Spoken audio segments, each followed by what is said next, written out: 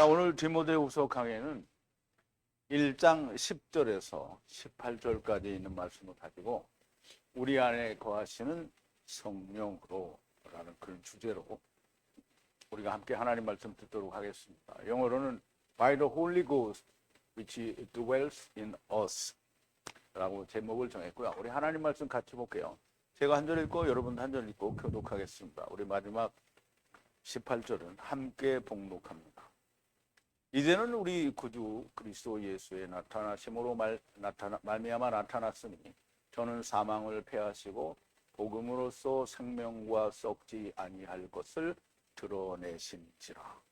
내가 이 복음을 위하여 반포자와 사도와 교사로 세우심을 입었노라. 이를 인하여 내가 또 이 고난을 부끄러워하지 아니함은 나의 의뢰한 자를 내가 알고 또한 나의 의탁한 것을 그날까지 저가 능히 지키실 줄을 확신합니다. 너는 그리스도 예수 안에 있는 믿음과 사랑으로서 내게 들은 바 바른 말을 본받아 지키고 우리 안에 거하시는 성령으로 말미암아 내게 부탁한 아름다운 것을 지키라. 아시아에 있는 모든 사람이 나를 버린 이 일을 내가 아나니 그 중에 부켈로와 호모게네가 있느니라. 원컨대 주께서 오네시모로의 집에 긍휼을 베푸시옵소서. 저가 나를 자주 유쾌케 하고 나의 사슬에 매인 것을 부끄러워 아니하며 로마에 있을 때에 나를 부지런히 찾아 만나니라. 원컨대 주께서 저로 하여금 그날의 주의 긍휼을 얻게 하여 주옵소서. 또 저가 에베소서에서 얼만큼 나를 섬긴 것을 잘 아시나이다. 아멘. 자, 우리 잠깐 기도하겠습니다. 전능하신 그리하여 여호와 하나님을 세상에 보내시고 그와 더불어 모든 만물들을 보내시고 또 여호와 하나님께서 오셔서 데리고 오신 모든 자들을 다 데리고 가시는 여호와 하나님께 곧 우리 아버지 하나님께 감사와 찬송과 영광을 돌립니다. 아버지 하나님께서 그이 쓰시는 사도 바울 많은 전도 여행을 마치고 하나님께서 주신 표대를 향하여 달려갈 길을 마침에 있어 로마의 지하 감옥에 사슬에 매여 죽기를 기다리는 그 순간에도 에베소 교회를 맡겨준 디모데에게 복음으로 고난을 받고 이 세상에서 받는 고난을 두려워하지 말고 담대하게 고난을 이겨내라고 격려하는 놀라운 하나님의 말씀들을 저희들이 생각하면서 오늘은 우리의 안에 거하는 성령으로 말미암아 어떠한 일을 잘 감당해야 하는 것을 저희들이 배우게 됩니다. 아버지 하나님, 우리가 이제까지 적지 않은 세월 동안에 무지한 상태에 있다가 우리가 히브리어 헬라어 원어를 성령님의 가르쳐 주심을 따라 오늘까지 왔으니 아버지의 은혜와 하나님의 가르쳐 주심에 놀라고 또 놀랄 뿐이고 하나님의 진리를 날마다 더해가고 있으니 있는 자는 더욱 많이 받겠다고 하신 주님의 말씀이 기용합니다. 아버지, 오늘도 이 말씀을 통해서 하나님의 말씀을 받은 자의 사명이 무엇인지를 정말 깊이 잘 깨닫는 귀한 시간으로 인도하여 주시옵소서. 예수님의 이름으로 기도하옵나이다. 아멘.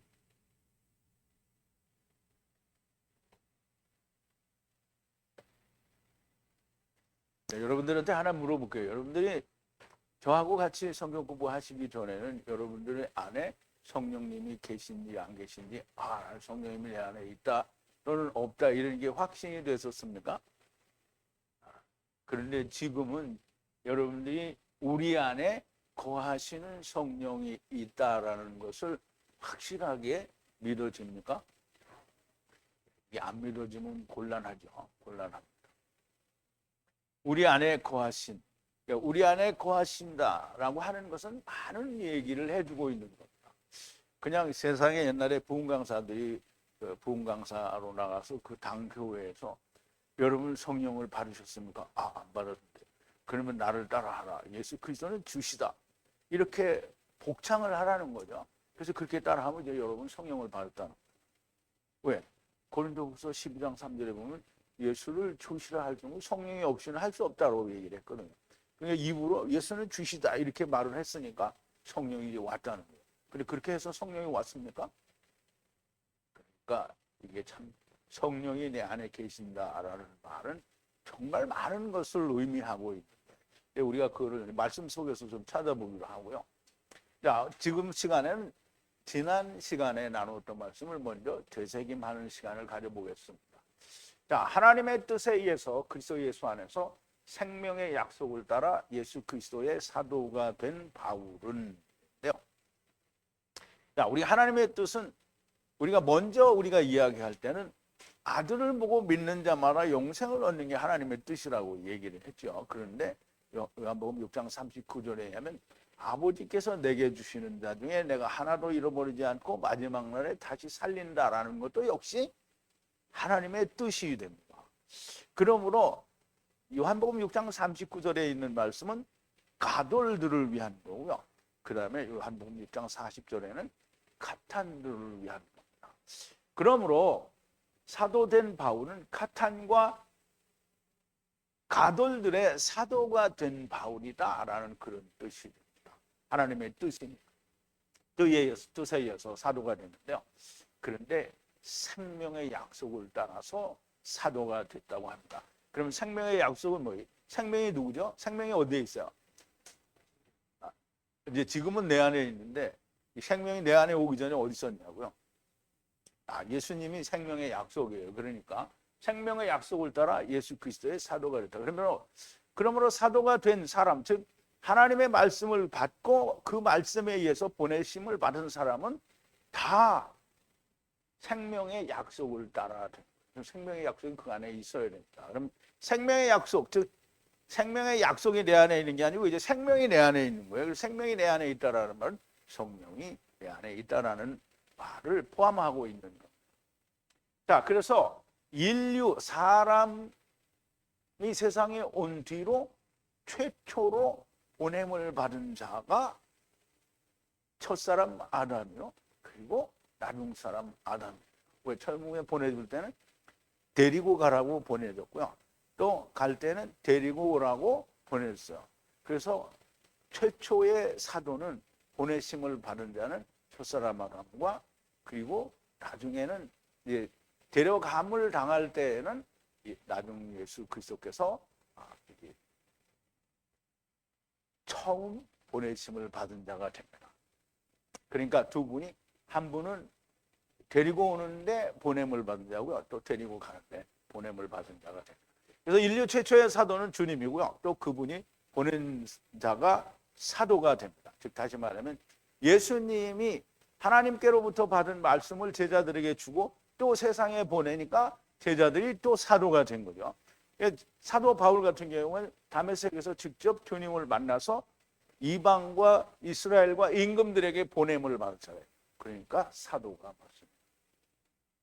자, 사랑하는 아들 디모데에게 하나님 아버지로부터 그리고 그리스도 예수 우리의 주님으로부터 평화와 자비와 은혜가 있을지어다. 자, 디모데는 에베소 교회를 맡은 목자가 되고, 오늘날로 말하면 사람들은 다 목사라고 말하기를 좋아할 텐데 성경에는 목사라는 말이 존재하지 않습니다. 다만 그 포이멘이라는 목자라는 단어를 목사라고 번역을 했기 때문에 목사라는 말을 쓰는 건데요. 그런데 다 목자입니다. 그러니까 아이들일 경우에는 목동이라고 하겠지만 어른인데 이거 목동이다 이렇게 할 수가 없잖아요. 동은 아이 동자거든요. 그럼 이제 목자, 어른은 뭐를 써야 돼요? 놈자자를 써서 목자가 되는 거예요. 그래서 예수님도 목자장이, 하나님도 선한 목자라고 하시잖아요. 그러니까 목자가 나쁜 게 아닙니다. 정말 좋은 거죠. 그래서 어떤 사람은 그렇게 얘기합니다. 집까지 있게 가면 어떻게 목자라고 하냐. 그러면 목자지요. 구역장도 목자라고 하는데 목자지요. 목자는 하나님 말씀을 가지고 양을 먹이는 사람은 누구나 다 목자입니다. 그냥 양을 먹이는 사람도 목자인데 하나님 말씀으로 양을 먹이면 목자지요. 그런데 신학으로 먹이면 목자 아닌 거예요. 왜? 하나님 말씀이 아니잖아요. 꼴이 아니라는 거예요. 양이 먹어요. 하나님의 양들이 먹어야 할 꼴이 아니라는 거예요. 그래서 이 디모데는 에베소 교회의 목자인데 그 목자가 지금 사도 바울이 유언처럼 지금 마지막으로 쓰는 글인데요. 이 디모데에게 더욱더 힘을 주기 위해서 주님으로부터 평화와 자비와 은혜가 있을지어다. 이것은 당연히 주님으로부터가 아니면 그 어느 누구에게로부터도 오지 않는 걸 말하는 거죠. 조상 때부터 섬기는 하나님께 감사. 조상 때부터 이스라엘의 모든 사람들은, 즉 이 세상에 온 모든 자들은 다 하나님을 섬기죠. 잘못 섬겨서 곁길로 가는 때가 많아서 그렇지 다 하나님을 섬깁니다. 그리고 깨끗한 양심 안에서 끊임없이 그대에 관한, 즉 디모데에 관한 기억을 가지고 생각을 하면서 밤과 낮에 나의 기도 안에서 너의 눈물을 기억하면서 너를 보기를 열망한다는 건데요. 사도 바울이 40에 하나 감한 유대인의 매를 5번을 맞고 3번 퇴장을 맞고 단 파선을 해서 3번 죽을 뻔하고 막 정말 수도 없이 고통과 괴로움과 고난을 당하면서 자기도 얼마나 많은 눈물을 흘렸겠어요. 그런데 디모데가 다른 지역도 아니고 물론 유대 나라에 있었어도 큰 핍박이겠죠. 그런데 에베소는 헬라 지역이거든요. 그런데 거기에 그리스 신화에 나오는 아데미 신전이 거기 있어서 거기서 큰 소동이 있었던 것도 우리가 배웠잖아요. 근데 자기도 그렇게 고난을 받았는데 디모데도 그렇게 고난을 받을 걸 너무나 잘 알고 있기 때문에 그렇게 눈물이 있을 걸 아는 거예요. 그래서 너의 눈물을 기억을 하면서 너를 보기를 열망하는 것은 어떻게 해서든지 잠깐이라도 볼 수 있으면 한 번 더 기도를 해주고 더욱더 힘을 북돋아주고 싶은데 그런데 그게 가능하지가 않아서 너를 열망하는 그런 보기를 원하는 그래서 그 만남으로 인하여 가지는 기쁨 그 기쁨은 장차 올 영광에 대한 기쁨을 이야기하는 거죠. 기쁨을 채우기 위함이다. 고난을 받지만 장차 받을 영광의 기쁨을 채우기 위함이라는 것입니다. 자, 내 안에 진실한 믿음을 가진 것, 즉 네 안에 있는 진실된 믿음이 있는 것을 생각하는데 근데 그 진실된 믿음이 먼저는 너의 할머니 외조모 로이스에게서 그리고 또 너의 어머니 유닉의 안에 있던 믿음이 너에게 들어왔다라는 것을 믿고 또 확신을 한다는 거예요. 자, 어떤 원인으로 인하여 즉 어떤 계기를 통해서 나의 손으로 안수할 때 네 안에 받은 하나님의 선물 하나님의 선물은 번역에는 은사라고 했는데 은사는 다 성령의 은사를 말하죠. 그러므로 하나님의 선물은 다 성령을 주신 것을 말합니다.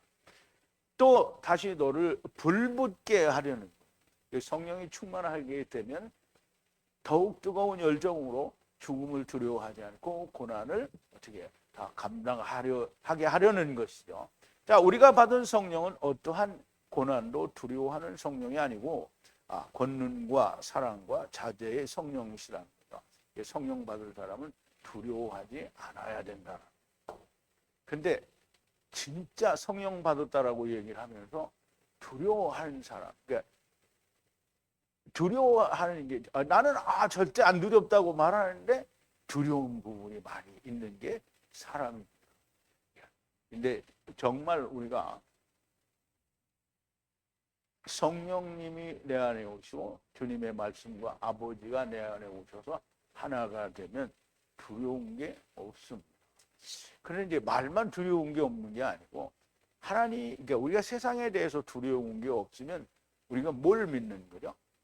하나님을 믿는 거예요. 그러니까 내가 육체적으로 돈이 없거나 또 내가 당장 모을 게 없어도 하나님을 믿는다고 하면 주님이 뭐라 하셨어요? 너희는 무엇을 먹을까 마실까 입을까 염려하지 말라고 했잖아요. 그러면 그거 어떻게 해요? 염려하지 말라면 준다는 거잖아요. 근데 내가 원하는 만큼 준다는 말이 아니라 하나님께서 너는 세상에서 연명할 정도로만 내가 준다라는 거잖아요. 근데 그게 싫은 거야. 그게 뭐냐면 그게 두려운 거야. 아, 거지같이 사니까 두려운 거야. 근데 사실 사도 바울이 산 삶을 보면, 그리고 제자들이 산 삶을 보면 우리가 생각하는 그런 여유만만한 삶을 살지 않았어요. 사도 바울 같은 경우에 자기가 돈 벌어서 자기가 자비량으로 복음을 전했단 말이죠. 그러니까 사람들이 볼 때는, 진짜 다른 사람들이 볼 때는, 세상 사람들이 볼 때는 정말 거지꼴로 살았는지도 몰라요. 그런데 세상의 눈에 보기에는 거지꼴로 살고 있지만 하늘을 소유한 사람이잖아요. 그러니까 두려울 게 없는 사람이에요. 근데 우리는 다 두려워해요. 왜? 내가 원하는 만큼 주지 않을 걸 알기 때문에 두려워해요. 그러니까 하나님께 맡기지 않고 꼭 내가 하려고 하는 거예요. 그러니까 그게 뭐냐면 하나님을 믿지 않는 거고 두려워하는 거예요. 그건 두려워하면 안 돼요. 절대 두려워하면 안 돼요. 내가 이제 이렇게 말해 주는데도 여러분들이 지금도 이제 나는 모든 걸 내려놓고 하나님께 맡겼어, 이렇게 생각하는 사람은 없는 걸로 알아요. 여러분들 다 여전히 지금도 이 말을 듣고 있는 순간에도 어떤 사람을 빼고는 다 지금 그런 생각을 하고 있다는 거예요. 두려워. 두렵죠? 두려워. 두려운데. 자, 이제 복음에는 항상 세상의 미워함과 핍박 그리고 고난이 함께 있는 겁니다. 그래서 그 고난을 이겨내라는 거죠. 우리를 구원하신 거룩하신 부르심은 우리를 부르셨다라는 초청을 했는데, 하나님이 부르셨어요, 우리를. 그랬는데 그 부르심에 우리가 합당한 자가 됐어요. 그게 소명이고요. 우리가 부르심에 합당한 자가 됩니다. 그래서 그것이 곧 구원이 되는 거죠. 우리의 일을 따라서가 아니라, 내가 무엇을 했기 때문에 그것이 구원이 아니라 그의 질서를 따라 영원 때 전부터 그리스도 안에 우리에게, 그리스도 예수 안에서 우리에게 주신 은혜입니다. 그럼 이제 우리가 받는 것은 은혜잖아요. 내가 어떤 행위가 나타난 그 결과로 말미암아 내가 구원을 얻다, 이게 아니고 하나님의 은혜예요. 은혜가 뭐냐면 하나님이, 율법은 우리에게 요구하는 게 뭐라 그랬죠? 사망이에요. 사망. 그러니까 우리가 율법을 지켜서 세상을 살면서 선악을 알게 하는 나무를 행하면서 나는 죽을 수밖에 없구나라는 주님의, 하나님의 설계대로, 질서대로 내가 그것을 깨달았으면 은혜가 온 거예요. 그게 은혜예요. 그게 은혜지, 내가 어떤 행위로 나타났으니까 이게 은혜다, 이게 아니라는 얘기죠. 우리가 행한 일의 결과를 따라서가 아니라 질서대로 이루어진 것이라는 말씀입니다. 그래서 전에도 말씀을 드렸지만 마태복음에 보면 믿기로 작정된 자는 다 믿더라, 이렇게 했거든요. 그런데 작정이라는 말, 그런 거를 이제 신학에서는 예정이라 이렇게 말하는데요. 예정이라는 말은 하나님의 예정은 한 가지밖에 없습니다. 율법을 지켜서 사망에 이르는 걸 깨달으면 그게 예정이에요. 누구는 생명을 줄 거다, 이게 예정이 아니고요. 하나님의 작정은, 설계는 율법을 통해서 나는 망했구나 라는 걸, 즉 하나님을 떠났구나 라고 하는 걸 깨닫는 게 은혜예요. 그게 작정이에요. 그러면 그게 깨달아진 사람은 무조건 하나님이 오시게 돼 있는 거예요. 그렇게 깨달아서 나는 이제 망했구나, 하나님께 돌아가야 되는데, 그러니 하나님이 오시기를 기다리고 있는데 100년이 가도 1000년이 가도 하나님이 안 오죠. 그럴 수가 있어요?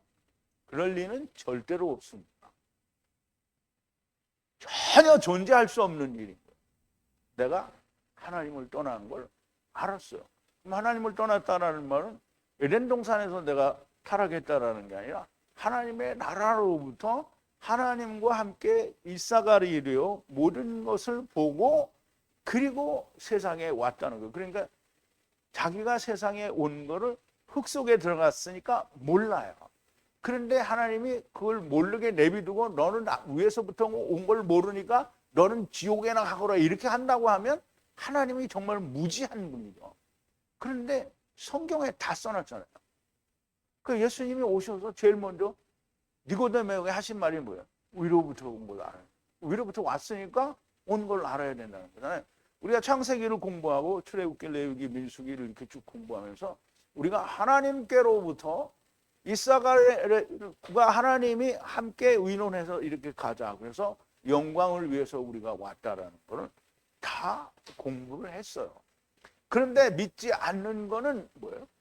자기들이 믿지 않는 거지 하나님 말씀 안 해주셨기 때문에 모르는 거 아니에요. 그거 말씀해 주셨으니까 그걸 믿으면 다 아는 거예요. 그러니까 그런 사람들은 어떻게 한다고요? 다 믿어요. 첫째 부활에 들어가는 사람이들. 자, 하나님의 설계대로 성취된 말씀이라는 거고요. 배치, 질서, 반차 매우 중요한 단어이고요. 또 말씀이 됩니다. 이거를 잊으면 안 되겠죠. 자, 오늘 본문 10절인데요. 그런데 지금 우리의 구원자 예수 그리스도의 나타나심으로 사망을 쓸모없게 하시고 복음에 의해 썩지 않는 생명을 비추신 자라 했어요. 물론 이제 여러분 잘 생각해 보세요. 디모데에게 지금 이런 글을 쓰는 거는 예수님이 세상에 오시기 전에는 이렇게 오셔서 생명을 주시겠다 약속을 하신 거잖아요. 근데 예수님이 오셔서는 이걸 이루신 거잖아요.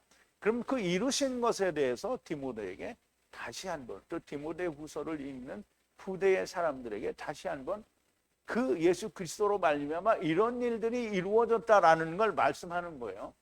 자, 이제 우리가 하나님 말씀을 보죠. 그런데 지금 명백하게 나타났다는 거예요. 주님의 나타나심에 의해서 우리의 구원자 예수 그리스도의 출현 나타나심으로, 그러니까 구원자가 나타나셨다라는 말은 이제 구원자가 오실 거다 그러면 나타난 거야, 안 나타난 거야? 그럼 오셨어요. 그럼 구원자가 나타나셨잖아요. 구원자가 나타나셨으면 구원이 이루어져야 되잖아요. 그러니까 구원자가 나타나셔서 십자가에서 죽고 다시 살았어요. 그럼 구원이 됐어요, 안 됐어요? 됐죠. 구원이 됐는데 그걸 믿어. 그러면 구원이고요. 구원이 됐는데 안 믿어. 그러면 구원이 아닌 거예요. 그래서 지금 그리스도 예수께서 그렇게 구원자로 나타나셔서 어떻게 했어요? 사망을 파괴했다고 그랬어요. 파괴했다면 사망이 없어졌다는 거잖아요. 사망은 물론 없어진 거나 마찬가지지만 그리스도 안에 들어오지 않은 사람들에게는 여전히 사망이죠. 그러므로 사망이 파괴됐다라는 말은 그리스도 안에 들어온 자에게는 사망이 쓸모가 없게 된 거예요. 그러니까 이제 죽기를 두려움으로 일생에 매어 종로로 타는 자들에게 예수 그리스도의 죽고 살으심이 그 안에 들어오면 사망이 전혀 무의미하게 된 거예요. 왜? 죽자마자 아브라함 품에 가는데 육신이 죽는 거는 그건 정하신 이치요. 누구든지 다 죽는 거다. 그래서 사망을 어떻게 해요? 쓸모없게 만드시고 썩지 않는, 우리말에는 청렴이라고 그러는데 썩지 않는이요. 썩지 않는 생명이 빛났어요. 비춰졌다는 거예요. 그럼 이제 썩지 않는 생명이 비춰졌다라는 말을 우리가 여기서만 이해를 하면 안 돼요. 요한복음에 가니까 뭐라 그랬어요? 빛이 있었는데요. 그 빛이 사람들의 생명이라고 그랬잖아요. 그 생명이 어떻게 했어? 자기 땅에 자기 백성에게 비쳤다고 그랬어요. 그렇게 비쳤는데 이 사람들이 어떻게 해요? 안 믿었어요. 그런데 제자들은 믿었잖아요. 그래서 그 복음에 의해서 썩지 않는 생명이 비춰졌다는 거예요. 그러니까 예수 그리스도께서 십자가에서 모든 걸 이루심으로 말미암아 모든 세상에게 생명을 줬어요. 그런데 세상이 믿지를 않는 거예요. 그러니까 짐승들이 믿고 안 믿는 거에 대해서는 성경에서 기록하지 않아요. 사람들이 믿고 믿지 않는 것에 대해서. 야, 방주에서 구원받은 모든 짐승들이 믿어서 구원받았어요? 아니면 노아가 야 들어와 그래서 따라와서 구원받았어요? 다 따라와서 구원받았어요. 똑같은 거예요. 자, 이제 디모데와 자기 자신은 이 세상에서 이제 많은 고난을 받고 있잖아요. 고난을 받고 있는데 이러한 많은 고난을 받지만 이제 우리의 구원자이신 우리 예수 그리스도께서 나타나셨다는 거죠. 그러므로 그 고난에 대한 거가 사실상 우리는 염려할 필요가 없다는 거죠. 우리를 사망의 몸에서 구원하신 예수 그리스도께서 나타나셨다. 십자가의 고난을 받고 죽으셨다가 다시 사심으로 나타나셨다는 것이 복음이고, 이 복음에 의해서 사망을 전혀 쓸모없게 하시고 썩지 않는 생명의 빛을 주셨다는 거예요. 그러므로 우리가 고린도전서 15장 이후에 부활에 대해서 다 공부를 했잖아요. 그러니까 우리가 썩지 아니할 것으로 다시 산다고 했잖아요. 썩을 것으로 심고 썩지 아니할 것으로 다시 사는 거예요. 이게 지금 그 얘기를 하는 거잖아요. 그러므로 생명의 빛을 비추어서 썩지 않는 생명의 빛이 있으면 육체의 사망은 실로 무의미한 거예요. 그래서 요한복음 6장 63절에서 주님이 뭐라고 했어요? 살리는 것은 영이니 육은 무익하니라. 죽을 때 육을 가져갈 수 없고요. 영만 나가는 거고요. 육은 그냥 흙이니 흙으로 가는 거예요. 그걸 어디다 써먹을 거예요. 그걸 부활해야 된다라고 말하는 사람들은 정말 웃기는 사람들이죠. 흙이 왜 부활해요? 흙이 죽지 않은, 그러니까 흙이 무너지지 않은 사람이 들림을 받으면 흙이 같이 가요? 아니면 흙은 변화가 돼요?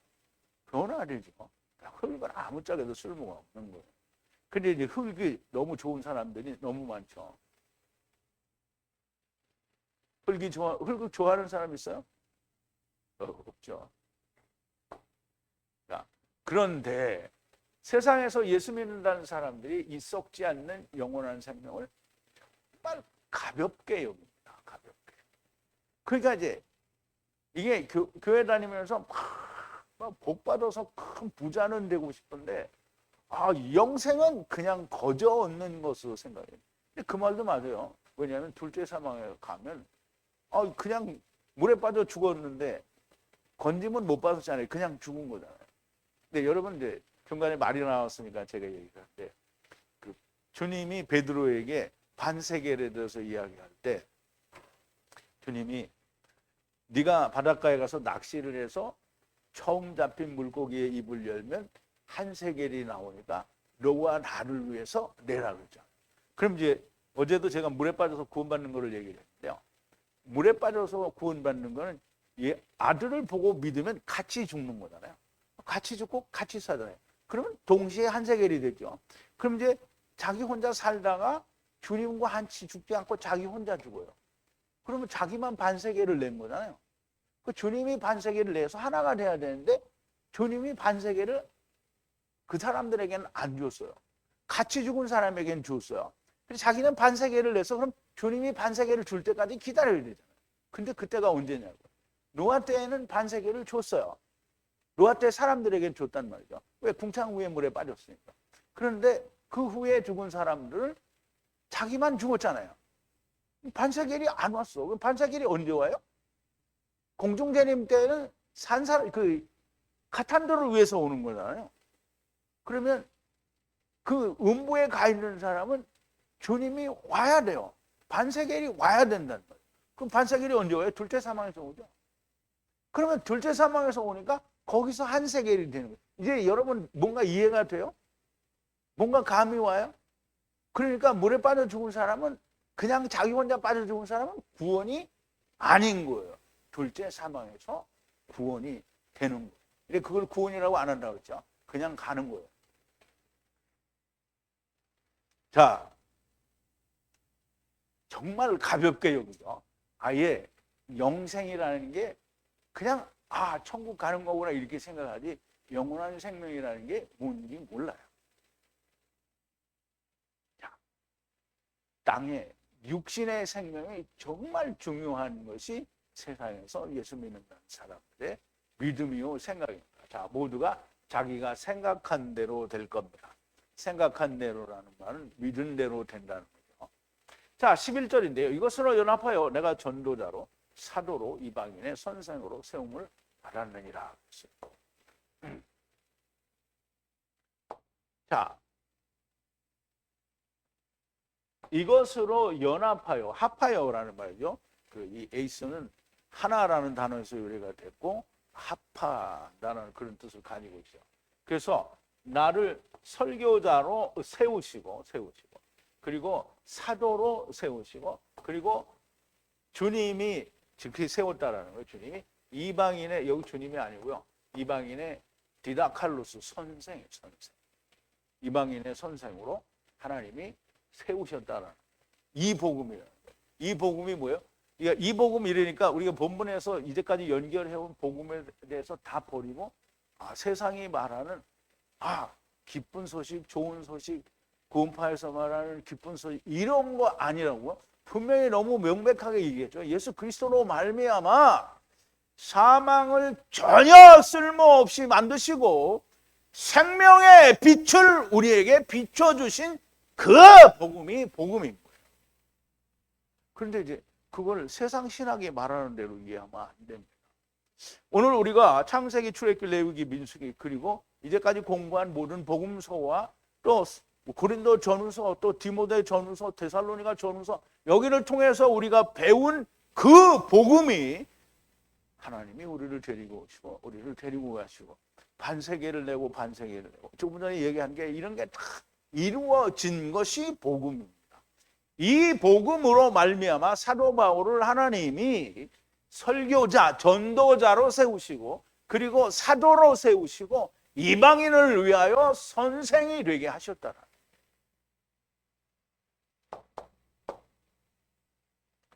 자, 사도 바울은 이 복음과 연합하여 하나가 되어 이 복음의 전도자로, 그리고 사도로, 또 이방인을 위한 선생이 되었다라는 건데요. 이 말씀은 매우 중요합니다. 이제 이 복음이라는 말을 조금 전에 제가 설명을 드렸으니까, 그 복음도 우리가 세상에서 신학이 말하는 복음이 아니라 성경에서 말하는 복음으로 하나가 된 걸 말하고요. 그리고 이 복음 전도자로 나를 세웠다라는 말을 지금 디모데후서에서 디모데에게 하는 말은 너무 중요한 의미를 가지고 있습니다. 주님이 받으신 모든 말씀을 제자들에게 주셨고, 또 제자들은 또 다른 제자들에게 주게 됩니다. 그러면 하나님의 말씀을 가지지 않은 자는 하나님의 말씀을 주지 않죠. 왜냐, 없는데 어떻게 주겠어요? 그러니까 중세시대에는 성경을 읽으면 다 화형을 시켰잖아요. 그럼 성경을 읽으면 생명을 줘야 되는데 화형을 시키면 어떻게 해요? 죽인 거잖아요. 그러니까 거기는 하나님 말씀이 있는 거예요, 없는 거예요? 없는 거예요. 오늘날 예수 믿는 사람들이 예수 그리스도와 함께 생명이 되었으면 생명을 전해야지 11조 내라는 걸 전하면 말이 안 되는 거잖아요. 그러므로 주님이 제자들에게 주신 말씀으로 제자들은 또 다른 제자들에게 주님이 아버지가 주신 말씀이 계속 전해 내려가야 되는데 사람의 입을 통해서는 잘 전해지지 않아요. 그런데 하나님의 말씀, 그러면 주님이 죽으셨으니까 그러면 이제 누가 그 말을 전해주냐? 제자들이 전하죠. 제자들이 또 제자들에게 전하죠. 그런데 사람들이 이제 점차 어떻게 해요? 꾀가 생겨서 하나님의 말씀에 어떻게 해요? 문법과 기호를 쳐 잡아 놓더니 자기들의 생각대로 변개시킨 거잖아요. 그러면 히브리어 원어 원래 되어져 있는 사회사본에 있는 대로 모음도 없고 문법도 없는 그 성경은 왜 모음도 없고 문법도 없느냐?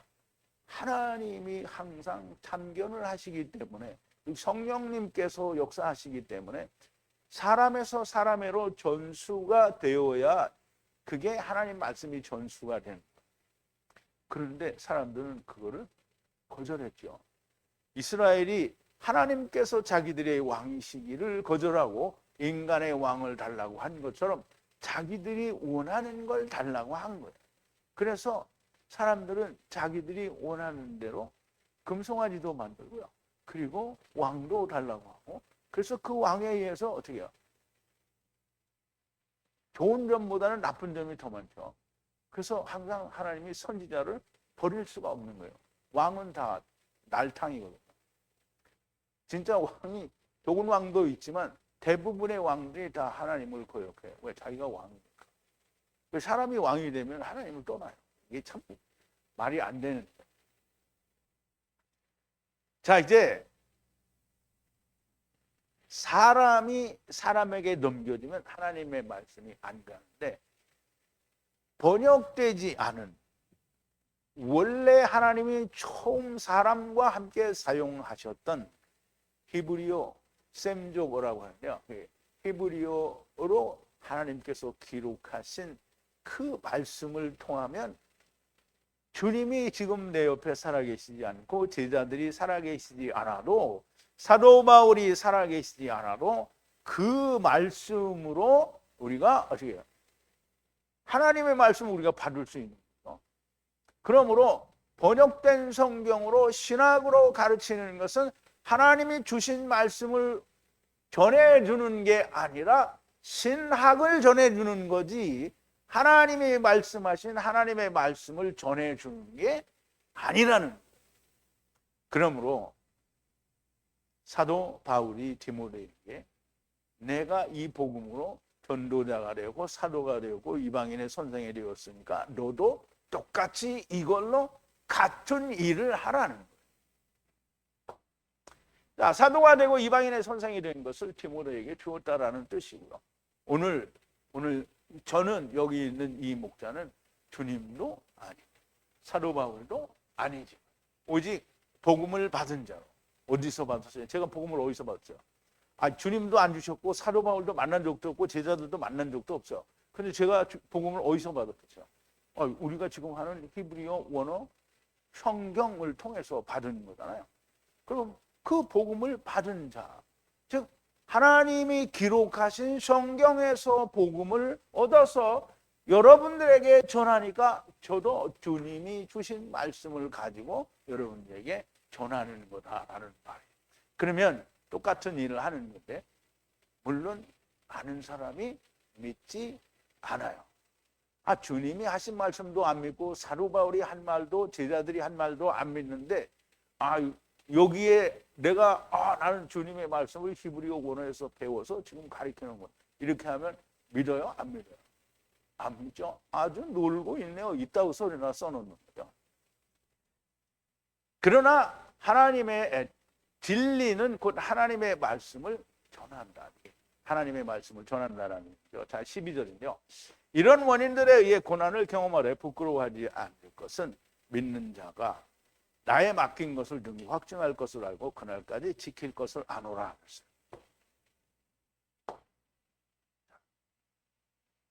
이런 계기로 위해서 고난을 받게 되는 거죠. 지금 전도자가 되고 사도가 되고 또 이방인의 선생이 돼요. 그럼 이 말은 무슨 말이냐면 하나님의 말씀을 가지고 세상에 나가면 고난을 경험하게 된다. 그런데 그것을 부끄러워하지 않는 거죠. 믿는다는 거예요. 내가 맡긴 것을 능히 확증하는 게 증거하고서 확증하는 것을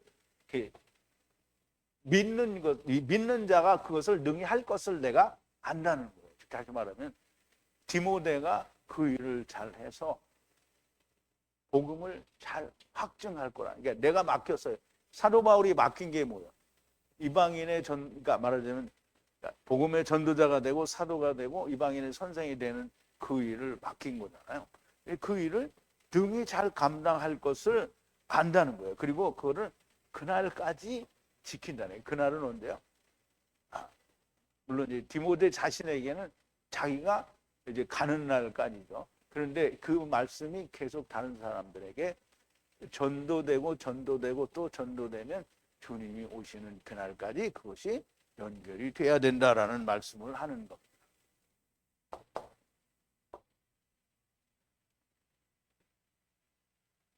자, 우리 구주 예수 그리스도께서 사망을 없이 하시고 생명의 빛을 비추셔서 내가 전도자와 사도와 이방인의 선생이 되어 고난을 받으나 부끄러워하지 않는 것은 내가 믿음이 있는 너에게 맡긴 것을 그날까지 능히 확증할 것을 안다는 것.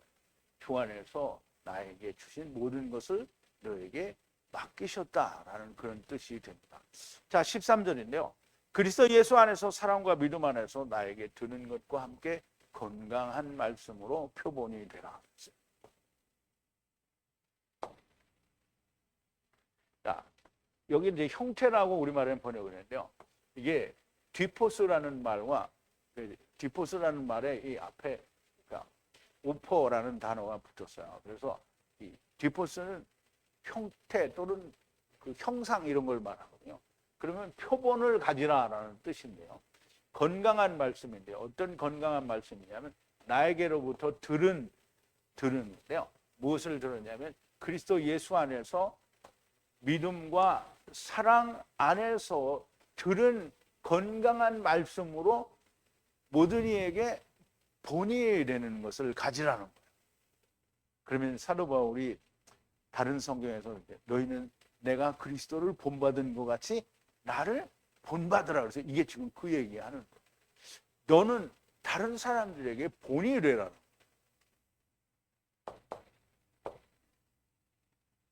자, 생명의 빛이신 그리스도 예수 안에서 사랑과 믿음 안에서 나에게 들은 것.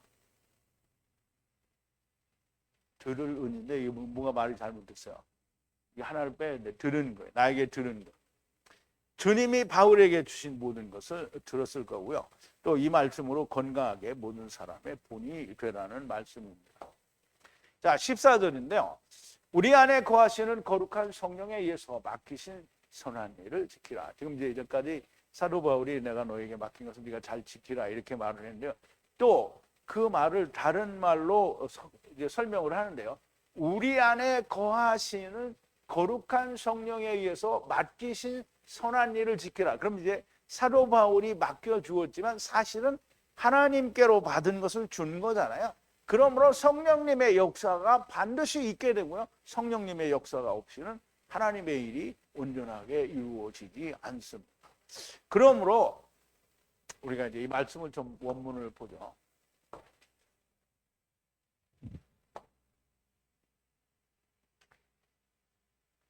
자, 이제 이거는 좀 뒤에서부터 우리 안에 거주하는, 그러니까 우리 안에 거하시는 거룩한 성령에 의해서 맡기신 선한 일을 지키라, 수호하라는 거예요. 수호하라. 그러면 이제 분명히 사도 바울이 얘기할 때 내가 너에게 안수함으로 말미암아 네가 받은 성령을 다시 생각나게 해서 너희가 가진 열정을 더 불붙게 한다라고 했잖아요. 그러니까 이 성령, 이게 맡기신 일은 성령님의 역사가 아니면 맡겨지지가 않는 거예요. 그러면 사도 바울이 안수하고 장로들과 함께 안수할 때 성령이 갔잖아요. 그러면 지금 사도 바울이 똑같은 걸 지금 일을 맡겼잖아요. 그럼 당연히 성령님이 오시죠. 그러니까 선한 거를 어떻게 지키라는 거예요. 뭐로? 거룩한 성령의 역사에 의해서 지키라는 거예요. 자, 사도 바울 안에도 성령께서 계시고 그에게 안수받은 디모데에게도 성령께서 거하십니다. 그 거룩한 성령에 의하여 맡기신 사도 바울을 통해 디모데에게 맡겨진 일, 선을 지키라는 말씀입니다. 그럼 이제 하나님이 사도 바울에게 줬잖아요. 사도 바울에게 줬더니 사도 바울이 누구에게 줬어요? 디모데에게 줬잖아요. 그러면 이제 디모데에게만 줬겠어요? 여기는 안 나왔지만 다른 제자들이 많이 있잖아요. 실라도 있고 디도도 있고 다 있죠. 그 사람들에게는 안 줬겠냐고. 다 줬어요. 그래서 이 디모데에게 맡기신 일, 선을 지키라는 건데요. 하나님이 맡기신 일은 다 선한 일. 그러면 하나님께서 우리에게 맡겨주셨는데 악한 일을 맡겼겠어요? 물론 이제 율법을 지키라고 할 때는 선과 악을 분별하라고 했는데 그러면 너는 악을 쫓아가거라 이렇게 한 건 아니잖아요. 그럼 어떻게든지 사람은 선을 찾게 돼 있는 거거든요. 그러니까 내가 선을 이루거나 못 이루거나 선을 찾아가게 돼 있는 거예요. 그래서 선을 이루라는 거고요. 하나님의 맡기신 일은, 선을 이루는 일은 성령님에 의하지 않으면 지켜질 수가 없는 것이 너무 명백하고 분명한 겁니다. 자, 내 안에 거룩한 성령이 거하시는지 아닌지는 명백하게 우리가 구분할 수 있습니다. 여러분들은 구분이 가능한데요. 다른 사람들은 구분이 안 될 수도 있어요. 왜냐하면 광명한 천사로 다가오고요. 하늘에서 불을 내리고 하나님이 보여주신 그 어떤 표적 같은 그런 모든 기적을 막 일으킨단 말이죠. 그럼 사람들이 보고 이게 하나님이다 이렇게 생각하죠. 그런데 여러분들은 그런 표적은 이제 없다. 왜? 성경에 다 보여줬잖아요. 예수님이 한 번만 살아나신 걸 보여주면 되지 두 번, 세 번 살아나신 걸 자꾸 보여줄 필요가 없잖아요. 그건 언제나 하는 거예요? 율법 때만 하는 거예요. 그림자로 할 때는 그렇게 하는데 예수님이 죽었다 살아나신 거 한 번만 보여주면 되는 거예요. 그런데 또 누가 죽었다 살아나는 걸 보여주면 예수님이 먼저 보여주신 건 뭐예요? 그거 틀렸다는 거잖아요. 그러면 하나님이 성경에서 눈먼 자 눈을 뜨게 하고 귀신 들린 자 귀신 벗겨주고 다 이게 주님이 오셔서 너희가 가지고 있는 이런 거를 다 이렇게 열어줄 거다라는 걸 보여준 거지 물리적으로 장님을 눈을 뜨게 하는 게 아니라는 거죠. 물론 그것도 그 당시에는 그 당시 그 사람에게는 그게 해당이 되는 건데 그 사람이 곧 누구를 말하는 거예요? 율법 아래 온, 즉 나면서부터 소경된 자는 율법 아래 온 율법을 지키는 자들을 얘기하는 거거든요. 그러므로 하나님의 말씀을 이렇게 성경대로 이야기해 주는데 신학적인 검증이 되지 않았다 이렇게 말하는 사람은 하나님의 말씀을 뭐로 판단하는 거예요? 신학으로 판단하는 거예요. 그럼 이 사람은 하나님의 말씀을 가졌어요? 신학을 가졌어요? 신학을 가졌어요. 그럼 이 사람은 성령이 있어요? 없어요? 없어요. 당연히 없는 거예요. 그러니까 성령이 없으니까 성령이 있는 척을 해야 되니까 어떻게 해요? 자기들끼리 막 다 안수하고 그리고 막 큰 기적도 일어나고 그러니까 사람들이 이게 우매한 사람들이 우리 목사님은 신령한 분이다 이렇게 하는데요. 하나님의 말씀은 하나도 말을 안 하는데 막 신령하다고 말을 하는 거예요. 그렇게 제대로 하는 거예요. 자기도 눈이 멀은 사람이 된 거예요. 자기도 눈이 멀은. 자, 신학을 말하는 거는 신학적으로 검증이 안 됐다. 신학이 어떻다. 목사들이 다 젊은 청년들한테 가서 신학 공부해라 이렇게 하는 게 뭐냐면 성령님이 없다라는 말을 하는 거예요. 오직 히브리어 헬라어 원어 성경을 성령의 가르치심에 의해 전하고 있으면 거룩하신 성령님이 함께 거하시는 자가 됩니다. 거룩하신 성령이 없으면 아무리 많은 교인과 엄청난 큰 건물 교회를 세웠어도 의미가 없는 겁니다. 자, 15절인데요. 아시아 안에 모든 자가 나를 돌아선 것을 아노니 부켈로와 호모게네가 그랬어요. 호모게네. 이 호모게네가 발음이 잘 안 돼가지고 호모게네. 이제 부겔로라는데 부켈로예요. 부켈로. 이게 이제 알렉산더와 누구죠? 이제 후메네오 이게 뭔가 비슷비슷하잖아요. 후메네오, 호모게네 뭐 비슷비슷하네. 부켈로. 이름을 또 외워야 돼. 부켈로, 호모게네. 자, 아시아 우리 원문을 한번 보죠. 자, 이제 아시아에는 모든 사람이라니까 아시아에서 사도 바울을 추종하던 사람들이 다 떠났다 이렇게 생각하는데 그게 아니고요. 자, 보세요. 자, 이것을 네가 안다는 거예요. 디모데가 안다는 거예요. 나를 돌아선 사람들인데요. 아시아 안에 있는 모든 사람인데요. 이게 지금 사도 바울이 어디 있어요? 로마의 감옥에 있잖아요. 로마의 감옥에도 처음에 갔을 때는 우리가 사도행전에서 처음 로마에 갇혔을 때는 이태 동안 거기 있는데 자유롭게 사람들도 방문하고 만나고 다 복음을 전하는데 누가 막지를 않았다고 했어요. 근데 한 번은 석방이 됐어요. 그래서 또 복음을 전하러 여기저기 돌아다녔다고 이제 우리가 지난번 다른 공부할 때 얘기했잖아요. 그런데 이게 로마인들한테 뭐가 또 밉보였는지 또 잡혀 들어왔어요. 그래서 사도 바울이 반역자가 된 거예요. 로마에 대해서. 그래서 사형수가 됐어요. 그래서 그때는 자유로운 상태가 아니고 사형수로 사슬에 묶여서 사형당할 놈이니까 지하 감옥이라고 가요. 그래서 이제 처음에는 사도행전에서 끝나가지고 거기 갔을 때는 막 사람들이 많이 찾아오죠. 그래서 사람들이 찾아와서 복음도 듣고 하는데 이제 지하 감옥에 갇혔다니까 사람들이 찾아와서는 살 것 같지 않거든. 곧 죽을 것 같아요. 그러니까 이 인간들이 어디에서 오냐면 다 아시아에서 오거든. 그래 아시아에서 온 모든 인간들이 어떻게 다 돌아섰어요. 그게 부켈로와 허모게네라. 허모게노 부켈로가 돌아섰다. 그러니까 후메네오와 알렉산더와 그 있죠. 그러니까 누구야? 대마도 똑같은 놈이야. 대마도 똑같은. 그렇게 돌아섰다는 거야. 그러니까 네가 그걸 아니까 이런 돌아서는 사람이 있다라는 거를 디모데가 좀 알으라는 거죠. 자, 아시아 안에 있는 모든 자, 사도 바울은 지금 로마에 오게 갇혀 있는데 바울을 찾고 위로를 하던 아시아에서 온 모든 사람들이 다 바울을 떠났다는 말입니다. 진리를 따라 바울을 찾았는데 감옥에 갇혀 죽을 날을 기다리고 있으니 실망하고 떠난 것으로 보여집니다.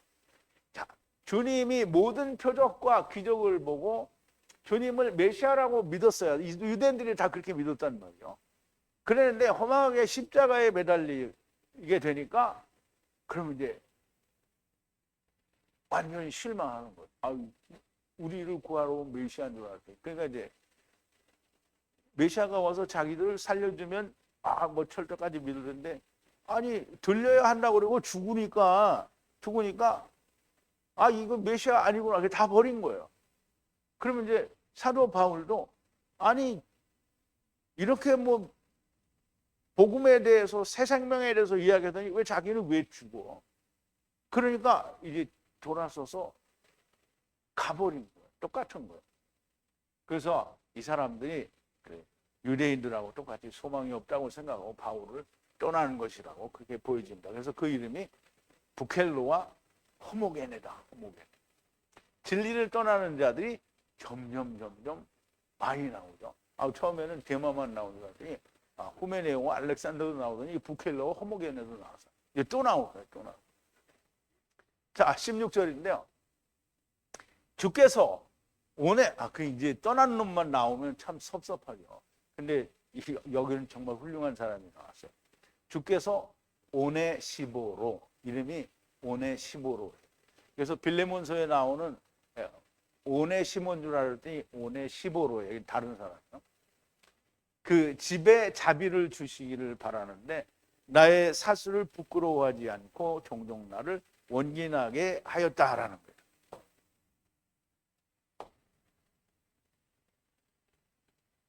주여 자비를 주소서. 그랬어요. 자비를 주소서. 누구에게? 오네시보로 집에 자비를 주소서.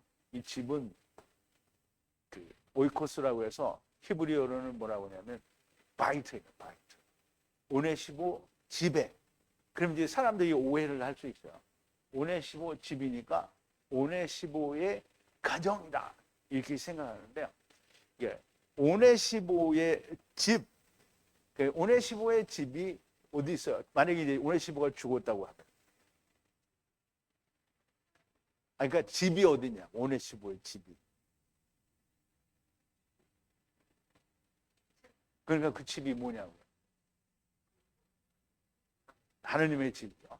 그러니까 이제 오네시보로의 집을 주님께서 긍휼을 베풀어 달라는 거예요.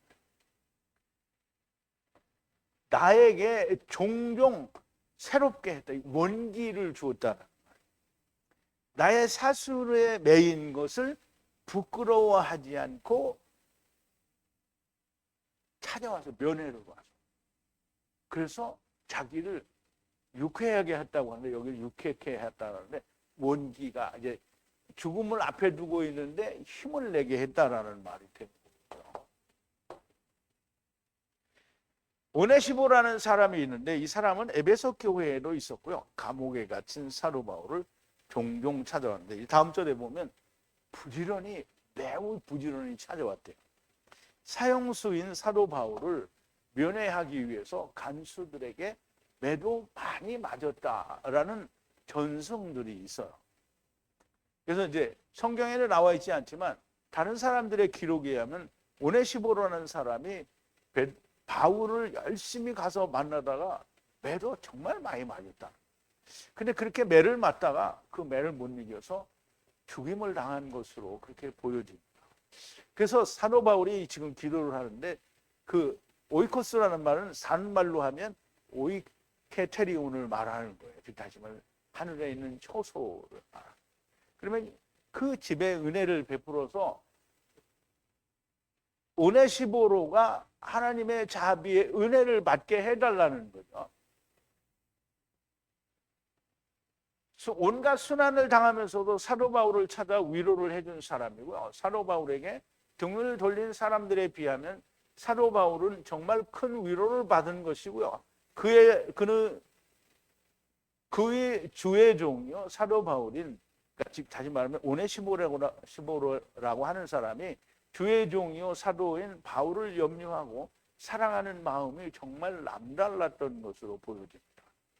오네시모로라는 사람은 성경에 많이 나오지 않지만 이렇게 이름 없이 하나님의 일을 한 카탄들이 많이 있었던 것을 우리가 볼 수 있습니다. 이게 말하자면 이름이 안 나와 있다고 해서 다 망한 거다. 성경에 나온 사람만 구원이다. 이렇게 말할 수는 없는 거다라는 거죠. 자, 17절인데요. 로마 안에 하야하였을 때에 나를 찾고 또 매우 부지런히 찾았느니라. 자, 로마 안에 하야하였을 때, 이제 기노마에는 하야라는 단어와 같은 거라고 하죠. 그렇게 하야하였을 때 매우 부지런히 찾았어요. 나를. 그리고 또 찾았어요. 그러니까 자주 찾아왔다는 거예요.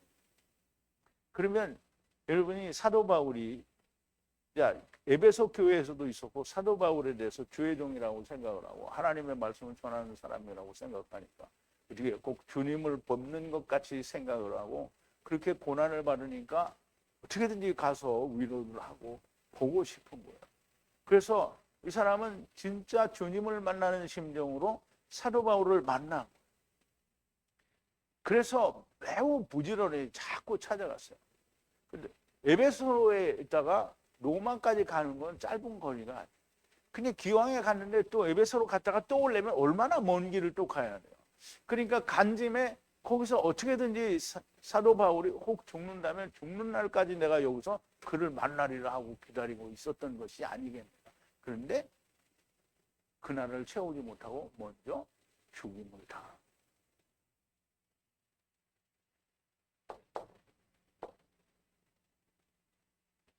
그가 로마 안에 있었을 때 사도 바울을 찾아왔는데 매우 부지런히 찾아와 만났다는 것이고요. 옥에 갇힌 바울은 옥에 갇힌 주님이 되는 거고요. 그리고 그를 찾은 오네시모로는 옥에 갇힌 주님을 돌아본 자가 된 거예요. 자, 이제 우리가 마태복음 25장에 양과 염소의 심판에 대해서 우리가 보자. 양은 그 오른편에, 염소는 왼편에 두리라.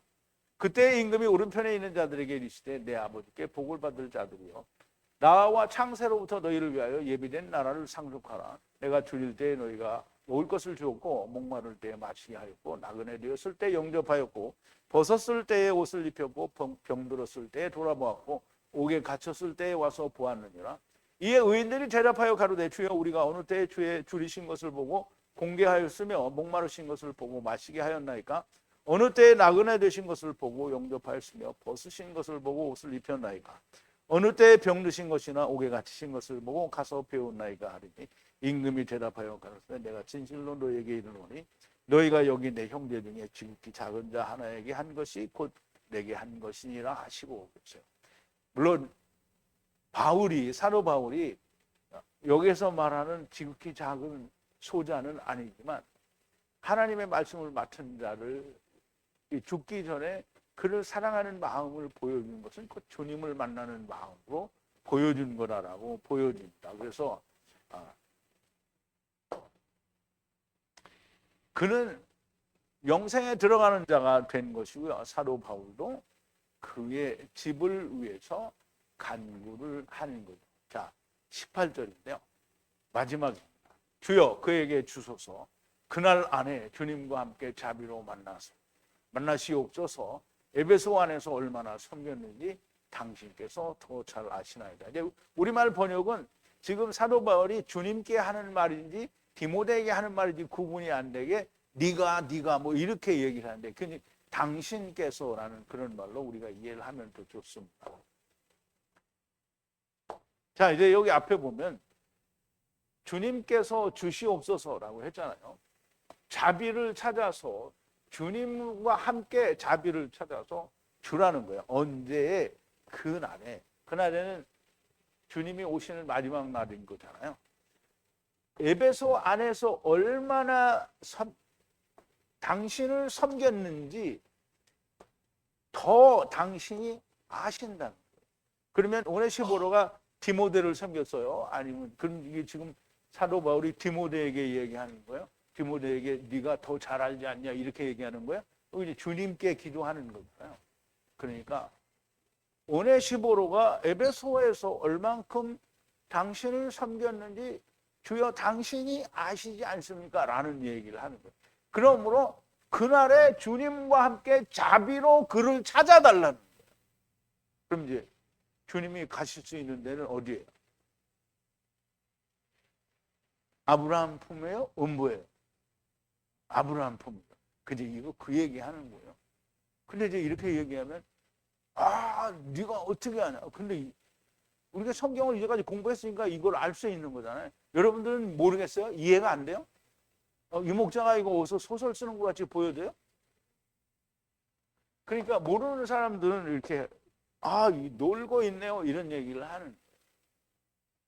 자, 갑자기 오네시보로를 주님의 날에 주님과 함께 자비로 찾아 그에게 주시옵소서라고 기도를 합니다.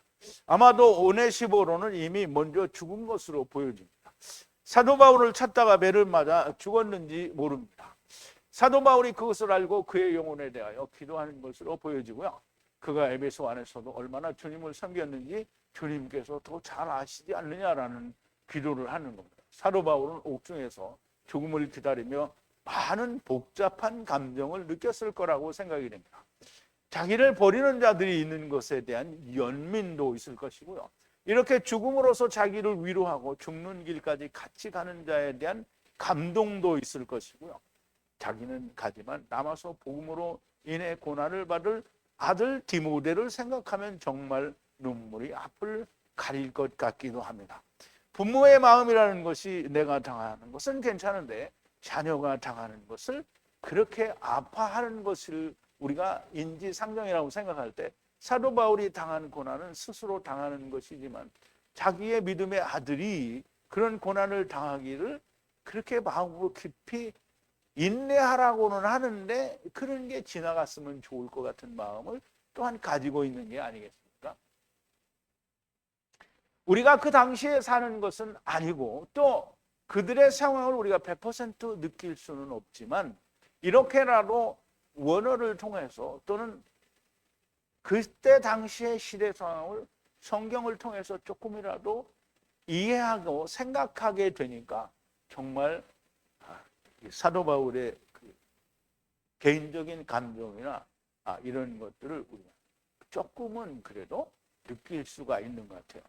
자, 우리 안에 거하시는 성령으로 맡기신 선한 일을 지키라고 하시는데 먼저 우리 안에 성령께서 거하시는지 아니 거하시는지를 알아야 됩니다. 아까도 말씀을 드렸지만 우리에게 무슨 일을 맡기시는 것은 성령이 거하시지 않으면 하나님께서 맡기신 것이 아닙니다. 우선 내 안에 성령이 오시려면 성령이 오시려면 조건이 있어요. 여러분들 예수님이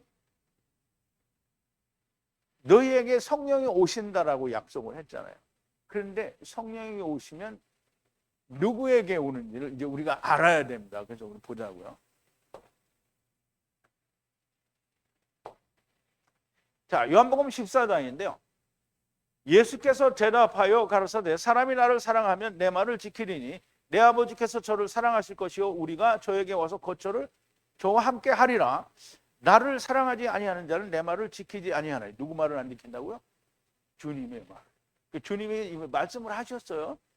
너희의 듣는 말은 내 말이 아니요 요나를 보내신 아버지의 말씀이라는 거예요.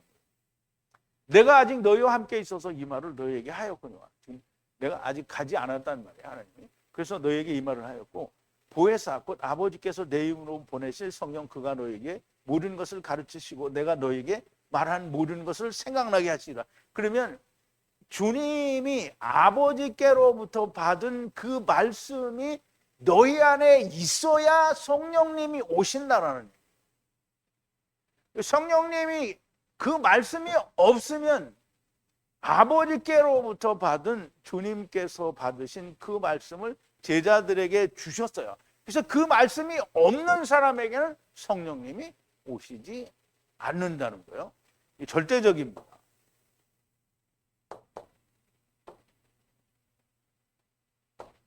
자, 아버지께 받은 말씀이 주님으로부터 내게 주어져야 하고요.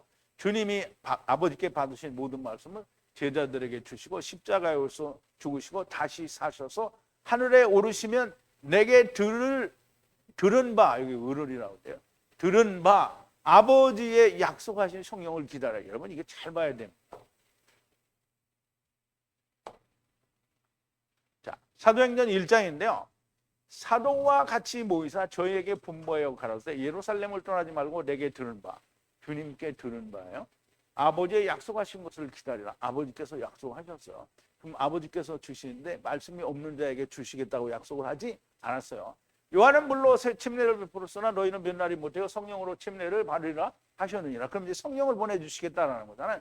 저희가 모였을 때 예수께 묻자와 가로되 주께서 이스라엘 나라로 회복하심이 이때니까 하니 가라사대 때와 기한은 아버지께서 자기의 본안에 두셨으니 너희의 알 바 아니요 오직 성령이 너희에게 임하시면 너희가 권능을 받고 예루살렘과 온 유대와 사마리아와 땅까지 이르러 내 증인이 되리라.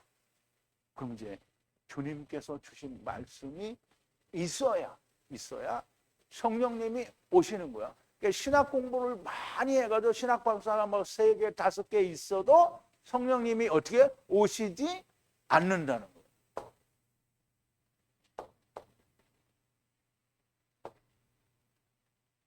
자, 그리고 주님이 승천하신 후에 성령님이 오셨어요. 아버지께서 주님께 주신 말씀이 내 안에 있어야 하고 또 성령이 오신 증거는 성령님이 죄와 의와 심판에 대하여 책망하신다고 하셨으니 죄와 의와 심판에 대하여 신학이 아닌 주님이 말씀하신 책망이 내 안에 있어야 됩니다.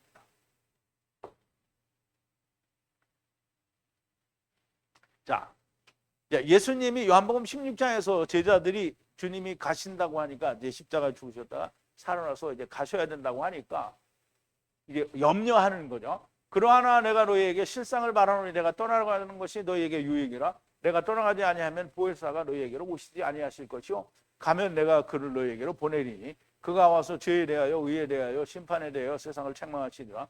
죄에 대하여라 하면 저희가 나를 믿지 아니하며 의에 대하여라 하면 내가 아버지께로 가니 너희가 다시 나를 보지 못하며 심판에 대하여라 하면 이 세상의 임금이 심판을 받았음이니라.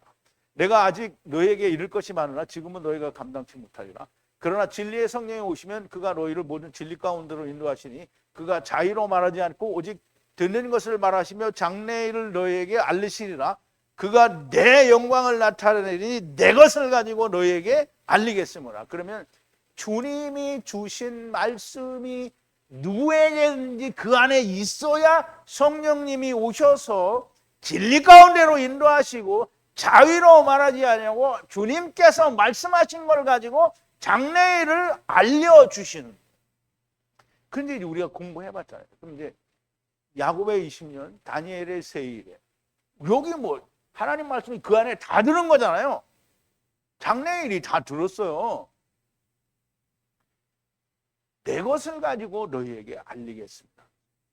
물론 아버지께 있는 것은 다 내 것이라 그러므로 내가 말하기를 내 것을 가지고 너희에게 알리라 하시니 성령님이 오시면 주님의 말씀, 이제 아버지의 말씀은 곧 주님이잖아요. 그 주님의 말씀이 그 안에 있어야 되는 거예요. 그런데 우리가 신학 공부를 해서 박사학위를 한 서너 개쯤 딴 사람들은 신학을 공부했잖아요. 하나님 말씀 공부 안 했어요.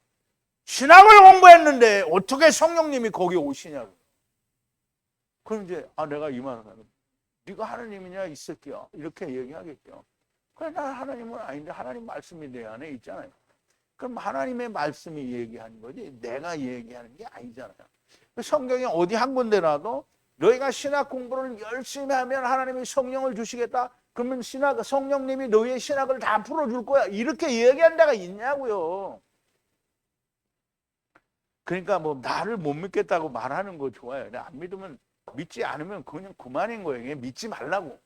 그런데 믿지 않으면 결과가 뭐냐고요. 음부라는 거예요.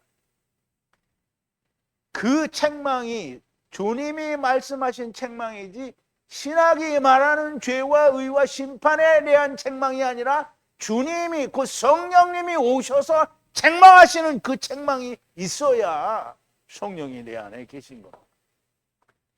아, 나를 따라하세요. 예수는 주시다. 이거 말해놓고 성령님이 오셨다. 이렇게 말하는 거는 말이 안 되는 거잖아요. 그렇게 해서 성령님이 오시는 거면 그럼 이 세상에 성령이 없는 사람이 누가 있어요?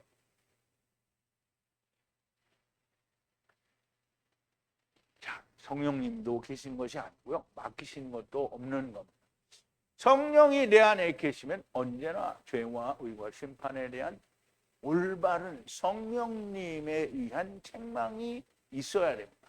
사람의 생각, 신학이 말하는 죄에 대하여 의에 대하여 심판에 대하여 말하는 것은 성령의 가르침이 아닙니다. 이 사람들이 죄에 대하여는 예수 믿지 않는 게 죄라고 말을 합니다. 그런데 예수 믿지 않는 게 죄라고 말을 하는데 또 회개해야 된다고 말을 하죠. 그러니까 틀렸잖아요. 그죠? 그리고 의에 대하여라 하면 예수 그리스도로 말미암아 의인이 되었다고 하는데 또 자기 죄를 회개해야 된다는 거예요. 그리고 심판에 대하여라 하면 이미 이 세상 임금이 심판을 받을 때잖아요. 그 예수님이 십자가에서 죽으시고 다시 사신 거는 이 세상 임금, 즉 사망의 심판을 받았어요. 그러므로 이 세상 임금은 더 이상 사망을 가지고 왕노릇을 할 수가 없는 거예요. 왜? 믿기만 하면 되는데 믿지 않으니까 뭐예요? 왕노릇을 하는 거죠. 누가? 마귀가. 성령이 있는 자는 하나님의 원어 성경을 풀어서 말씀합니다. 신학을 말하지 않습니다. 신학을 말하는 자는 하나님의 맡기신 것이 없는 것이고요. 신학이 맡겨준 거를 말합니다. 그러니까 어느 신학자가 이렇게 말했다 이런 얘기를 많이 하는 거예요. 그리고 목사님들이 은퇴하고 나서는 철로 욕정을 가지고 하나님 말씀을 배우라 이상한 말을 하는 거예요. 제발 하나님께서 사용하신 언어로 된 원어 성경을 풀어서 전하는 하나님의 말씀을 듣는 사람들이 되시기를 바랍니다. 자, 구원은 하나님께서 하신 원어의 말씀대로 구원을 받는 것이지 신학이 말하는 대로 구원을 받는 것이 아닙니다. 자, 이제 여러분 노아의 때에 짐승들을 빼고 우선 짐승들도 정한 짐승, 부정한 짐승 다 부정한 짐승은 몇 쌍이고 정한 짐승은 다 한 쌍씩 아니고 한 쌍에 몇 쌍이고 생각 안 나면 찾아보시고 그러니까 어쨌든 정한 짐승도 다 부정한 짐승은 몇 마리만 이렇게 다 구원을 받았어요. 그럼 나머지 모든 짐승들도 어떻게 했어요? 다 멸망을 받았어요. 그러면 노아 시대 때 사람들이 그 땅의 인구가 이스라엘만 있는 건 아니잖아요. 노아 때에 온 땅에 퍼진 노아의 후손들이 다 물에 빠져들었어요. 그 8대 모든 인류예요. 8대 모든 인류. 그리고 모든 짐승들을 8대.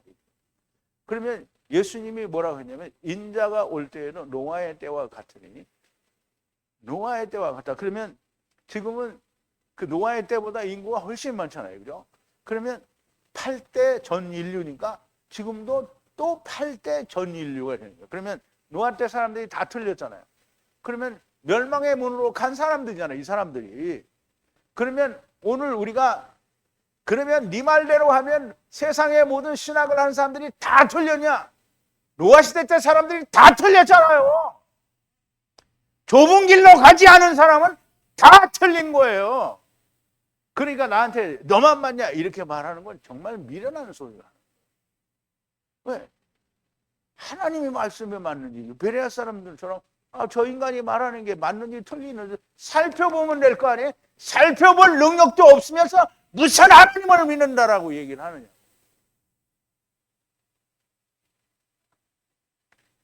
오늘 내가 숫자가 많다고 이기는 것이 아닙니다. 주님이 오실 때에는 노아의 때와 같다고 하셨으니 이 세상에 믿는다고 주장하는 이가 얼마나 많이 있어도 그것은 구원의 근거가 되지 않는 겁니다. 많은 사람이 믿고 주장한다고 성경이 하나님 말씀이 틀린 것이 아닙니다. 신학이 하나님의 말씀이 아닌 것은 너무나 분명하고 명백합니다. 노아 때 땅의 모든 자가 멸망을 받았습니다. 주님이 오실 때에도 노아 때와 같다라고 하십니다. 주님의 말씀을 기억하여야 합니다. 주님의 재림 때에도 히브리서 처음 강해를 듣고 아주 놀고 있어요 라고 하신 사람이 자기가 음부에서 성령님의 불의 불꽃 가운데서 놀고 있을 것을 짐작조차 못하는 미련한 인간이 된 겁니다.